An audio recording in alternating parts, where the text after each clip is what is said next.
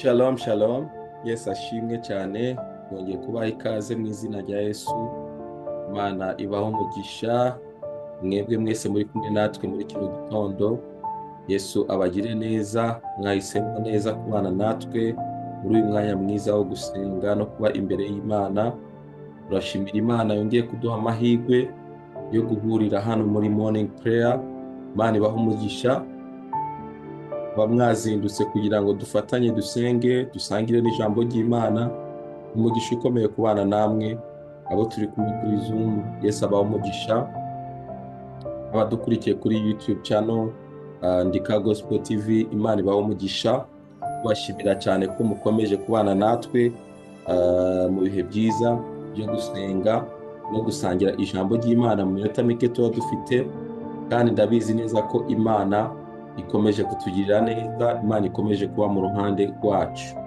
Imana rero ibaho umugisha mwinshi cyane. Muri kino gitondo turakomeza gusenga, turakomeza kuganira ijambo ry'Imana nk'uko twabivuganye. Iki cyumweru turi kuganira ku ijambo ry'Imana rivuga ngo kuba icyitegererezo. Abo twabanye dutangira basobanukiwe neza ko Imana yadusize hano mu isi nk'abambasaderi, nk'abantu bahagarariye ijuru. Rero abantu bahagarariye ijuru dufite uko tugomba kwitwara, dufite uko tugomba kugenda muri ibi bihe. Isi irimo ibibazo bitandukanye, isi irimo ingorane nyinshi, ariko nk'abakristo dukwiriye guhagarara tukibuka ko turi abana b'Imana, kandi Imana yadusigiye umurimo wo kuyihagararira hano ku isi. Ibyo Pawulo yavuze avuga ko turi intumwa mu cyimbo cyangwa se mu gishingo cya Kristo. Rero nagira ngo nkwibutse ko wowe wakijijwe, wowe wamenye Imana, wowe wakurikiye umwami Yesu, wasobanukiwe agakiza, uhagarariye ijuru aho utuye, uhagarariye ijuru aho ukorera, uhagarariye ijuru aho wiga, uhagarariye ijuru aho utemberera. Abantu bagomba kukureba agahimbaza Imana. Rero Imana ibaho umugisha kuri mwebwe mukomeje gukurikira izi nyigisho, kandi tubashishikariza kuzisangiza n'abandi kugira ngo nabo bakomeze gusobanukirwa ko Imana yabasize hano ku isi kugira ngo bahagarare ubwami bw'ijuru. Yesu rero abaho umugisha. Nagira ngo dusenge dushime Imana, tuze gusoma ijambo ry'Imana ry'uyu munsi. Yesu abaho umugisha mwinshi cyane. Reka dusenga. Abari kuri Zoom wishoboye, uko bisanzwe mwafungura mikrofone zanyu ukazamura amajwi. Dushime Imana kubw'uyu mwanya Imana iduhaye n'aya mahirwe kuba tugihumeka umwuka w'abazima. Ibyo gushima Imana cyane. Yesu abaho umugisha. Tubikora mu izina rya Yesu. Data, turagushimiye, tuguhaye icyubahiro, tugushimiye ineza yawe Mwami. Tugushimiye ko wongeye kutugirira neza, ukaduha guhumeka umwuka w'abazima. Ntabwo ari imbaraga zacu, ntabwo ari ubwenge bwacu, ahubwo n'ubuntu bwawe Mwami. Ni imbabazi zawe watugiriye muri Kristo Yesu. Turagushimiye kubw'iki gitondo ko turiho kandi duhumeka umwuka w'abazima. Izina ryawe rihabwe icyubahiro, kandi izina ryawe rishyirwe hejuru. Urakoze rero Mwami Imana, tuguhaye ikaze kugira ngo ubane natwe. Umwuka wera abane natwe, atwigishe ijambo ryawe, kandi uvugane n'imitima y'abantu bose badukurikiye muri kino gitondo. Izina ryawe rihabwe icyubahiro. Urakoze kuri Imana igira neza. Ukomeze kugendagenda hagati muri twebwe, ukiza abagwayi, ubohora abarushe mu mitima, bafite agahinda mu mitima, ubaha amahoro, ubaha umunezero uturutse iwawe Mwami. Urakoze kuri Imana igira neza. Ukomeze gukora ibitangaza hagati muri twebwe no mu miryango yacu. Dushirizeho guhimbaza izina ryawe. Icyubahiro gikomeze kuba icyawe ubu n'iteka ryose, mu izina rya Yesu Kristo. Amen. Imana ibaho umugisha. Imana ibagire neza mu izina rya Yesu. Haleluya. Twongeye kubaha ikaze abari kuza nyuma. Yesu abaho umugisha mwinshi cyane. Turi kuganira ijambo ry'Imana rivuga ngo kuba icyitegererezo, cyangwa se kubera abandi icyitegererezo. Turaza gukomeza kuganira iki cyumweru rino jambo kuko umwuka wera yadushyize ku mutima, kandi ndizera ko turi bubashe guhabwa umugisha. Reka dusome muri Timoteyo wa mbere. Abafite Bibiliya dusome Timoteyo wa mbere. Turaza gusoma umurongo tuzagenderaho muri kino cyumweru Timoteyo wa mbere igice cya 4, afite Bibiliya hafi tugendane. Timoteyo wa mbere igice cya 4 turaza guhera ku murongo wa 11.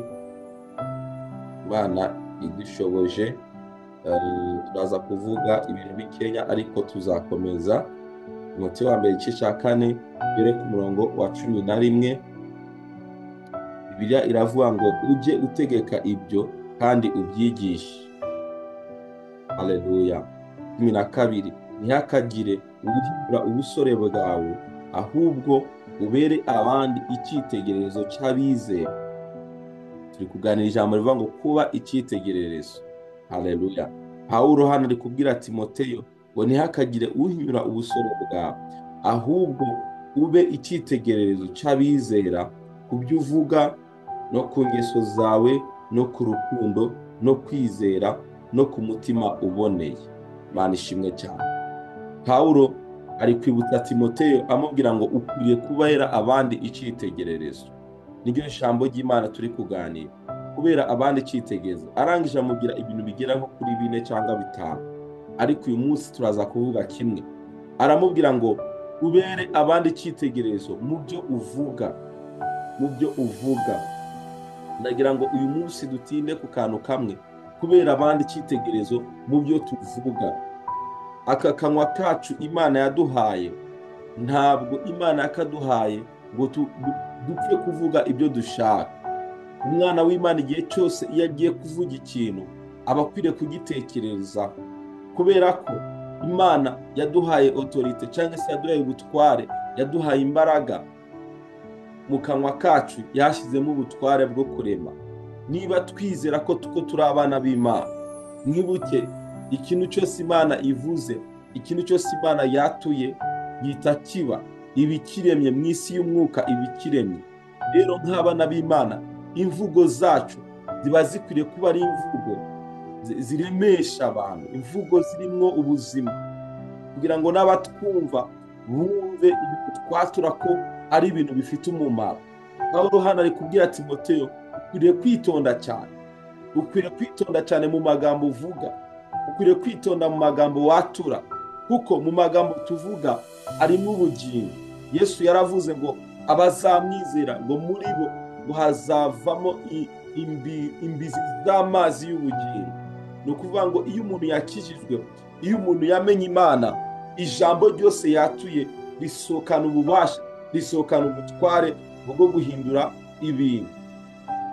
Rigutangazwa cyane nk'uko mubizi muri iyi minsi hari umutekano muke muri kano karere kacu, cyane cyane muri Kongo. Hari intambara nyinshi ziri kuberayo, abantu bari kwasiga ubuzima, ibikorwa remezo, ibikorwa by'iterambere biri gusenyurwa n'intambara. Ariko ikintu cyababaje umutima wanjye ni uburyo abakristo bari kugenda bitwara muri izi ntambara. Ndababajwe no kubona abakozi b'Imana bari kugenda batura amagambo atari meza ku bihugu, amagambo atari meza ku bayobozi, bakavuga ibintu uko babyishakiye, bagakokeza intambara. Ha gusenga, ha kwatura ibyiza, ha kwatura amahoro, ha kwatura imbabazi z'Imana, ha kwatura ubumwe, ha kwatura urukundo. Ugasanga n'abakozi b'Imana n'abana b'Imana bari kwatura, bari kwandika ibintu kuri za social media zitandukanye, ibintu bitari byiza. Nagira ngo mbibutse bene data muri kino gitondo, intambara zacu ntabwo tuzigwana mu buryo bw'umubiri.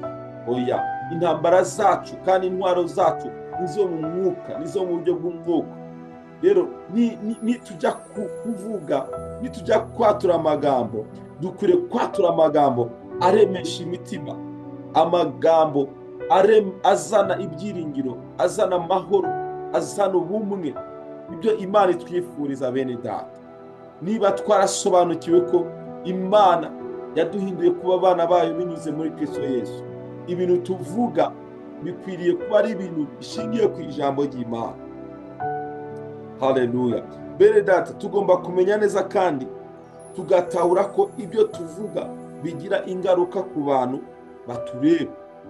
Niba uvuga amagambo adahesha Imana icyubahiro, niba watura amagambo mabi, niba uvuga ibintu bidakwiriye, nagira nkwibutse ko ibyo ngibyo bibabaza umutima w'Imana. Harimo no kutisobanukirwa ngo usobanukirwe uriwo n'uw'Imana yakugize muri Kristo Yesu. Ntabwo umwana w'Imana avuga ibintu byose uko ashaka, oya. Ntabwo umwana w'Imana avuga ibintu byose bimujemo, oya. Umva uko Paulo yavuze mu gitabo cy'Abefeso igice cya 4 ku murongo wa 29, yaravuze ngo ijambo ryose riteye isoni ngo ntirigaturuke mu kanwa kanyu, ahubwo uko mubonye uburyo mujye muvuga ibyiza byose byo gukomeza abandi kugira ngo riheshe abaryumvise umugisha. Imana ishimwe cyane, haleluya. Paulo yabwiraga Timoteyo, aramubwira ngo ukwiriye kubera abandi icyitegererezo mu byo uvuga. Hano mu Befeso arangije aratubwira, tugira inama, aratubwira ngo ijambo ryose riteye isoni ntabwo rikwiriye kuva mu kanwa kanyu. Mwebwe abana b'Imana, mwebwe mwakijijwe, ijambo ryose riteye isoni ntabwo rikwiriye kuva mu kanwa kanyu. Yewe no kubyandika muri message ntabwo rikwiriye kuva mu kanwa kanyu. Nabwira ngo gutekereza uyu munsi amagambo uvuga, amagambo wandika kuri social media, amagambo wandika kuri WhatsApp, ayo magambo ahesheje Imana icyubahiro. Arakomeza aravuga ngo ahubwo ijambo ryose ngo mukwiriye kuvuga ngo ni ijambo ryo gukomeza abandi, ngo kugira ngo abaryumva ibaheshe umugisha. Haleluya. Iki gitondo nagira ngo wongere kandi utekereze, wowe uri kudukurikira, wowe uri kutwumva, wongere kandi utekereze, ese amagambo watura ku bana bawe abahesha umugisha? Ese amagambo watura kubo mugenda kubo mukorana abahesha umugisha? Ese amagambo uri kwatura ku gihugu cyawe ari guhesha umugisha igihugu cyawe? Ari guhesha umugisha abayobozi bawe? Uyu munsi wongere uhindure ibitekerezo. Dukwiriye kubera abandi icyitegererezo mu byo tuvuga. Imana tubabarire cyane, kuko ni kenshi twavuze amagambo adahesha abandi umugisha. Ni kenshi twanditse amagambo adahesha abandi umugisha. Ariko uyu munsi duhindura ibitekerezo. Nujya kuvuga ijambo, ubanze uritekereze. Ngo nujya kuvuga ikintu, ubanze uturune ururimi rwawe inshuro 7. Ubanze utekereze neza ku kintu ugiye kuvuga. Urebe niba gihesheje umugisha bari kucyumva. Abantu bagiye bavuga ibintu byinshi ariko bidafite umumaro. Abantu bagiye batura amagambo menshi ariko adafite umumaro. Muri kino gitondo rero, iri ni ijambo ry'Imana Imana duhaye kugira ngo tukongere kandi twitekerereze. Paulo aravuga ngo ubere abandi icyitegererezo mu byo uvuga. Abantu bavuga ibintu bidafite umumaro pe. Buriya niyo ugiye kuvuga mugenzi wawe ukamuvuga nabi, uba uri kuvuga ibintu bidafite umumaro. Ntabwo byubaka, ntabwo bikomeza ababyumva. Imana idufashe bene data, duhindure imitekerereze yacu, twatura amahoro, twatura yewe nawe kubwawe, nawe ku buzima bwawe. Ntuzigere wivugaho amagambo mabi, ntuzigere wiyaturaho ibintu bibi, oya. Akanwa kacu ntabwo ari uko kuvuga ibintu bibi, nako kuvuga ibyiza, nako kwatura gukira, nako kwatura gutera imbere, nako kwatura iterambere ku buzima bwawe, nako kwatura amahoro ku muryango wawe. Akanwa kawe ugakoreshe watura ibyiza, uzagenda ubona impinduka zikoreka mu buzima bwawe. Rero Imana irifuza ko tubera abandi icyitegererezo.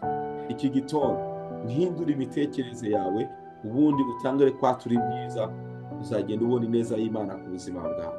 Imana ibahe umugisha, Imana ibagire neza. Ndagira ngo wature ibyiza muri kino gitondo, wature amahoro, wature gukira, wature iterambere, wature ubumwe, wature urukundo. Ibyo ni byo Imana itwifuriza nk'abana b'Imana. Imana ibahe umugisha. Ndagira ngo dusenge isengesho, dusabe Imana imbabazi ahantu hose twavuze amagambo adakwiriye, ahantu hose twitwaye uko bidakwiriye.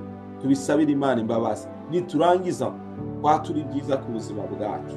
Niwe wisuzuguje cyangwa se wiyatuye bitari byiza, uhindura imvugo, wature ibyiza ku buzima bwawe, wature ibyiza ku muryango wawe, kugira ngo Imana ikomeze kukuremera amashimwe mu buzima bwawe. Yesu abahe umugisha kandi Yesu abagire neza. Reka dusenge. Data, mu izina rya Yesu, twongeye guca bugufi imbere yawe. Ijambo ryawe radutsinze muri kino gitondo. Ni kenshi twatuye amagambo adakwiriye, ni kenshi twavuze ibintu bidakwiriye, ariko iki gitondo turakwingize ngo tubabarire. tubabarire mwami aho twavuze amagambo adakwiriye, aho twanditse ibintu bidakwiriye kuri za WhatsApp, social media n'ahandi. Mu izina rya Yesu Kristo uratsinzwe muri kino gitondo, tubabarire tweze kandi akanwa kacu kezesha amaraso yawe Yesu. Nanone turasenze muri kino gitondo, twatura amahoro ku buzima bwacu, twatura ibyiza ku buzima bwacu, twatura gukira, turatura amahoro mu bihugu byacu mwami, turatura amahoro, turatura ubumwe mu bihugu byacu mwami, turatura mwami kubana amahoro n'imiryango yacu n'ibihugu duturanye mwami. Mu izina rya Yesu reka izi ntambara twumva hirya no hino mwami zihagarara, abantu be gupfa bazira ubusa, amaraso y'inzirakarengane ari kumeneka. Turasenze mwami Imana kugira ngo utembeshe ubumwe, utembeshe imigezi y'amahoro n'ubumwe mu bihugu byacu mwami. Ndasengera abayobozi b'ibi bihugu byacu mwami, mu izina rya Yesu bahe guca bugufi no guhuza no kuganira no guhuriza hamwe kugira ngo ibi bihugu byacu mwami bikomeze kubana amahoro. Ndagushimiye kuri Imana igira neza, ndagushimiye kuri Imana yumva gusenga kwacu. Ndasenze kugira ngo uyu munsi utubere umunsi w'umugisha, utubere umunsi wo guhura nawe no kugendana nawe muri byose mwami. Icyubahiro cyose gikomeze kuba icyawe mu izina rya Yesu Kristo, amen. Imana ibahe umugisha, Imana ibagire neza, mukomeze kwatura ibyiza, mukomeze kwatura amahoro, mukomeze kwatura intsinzi muri Kristo Yesu. Ibyo ni byo Imana itwifuriza. Mwarahezagiwe, mugire umunsi mwiza. Shalom shalom.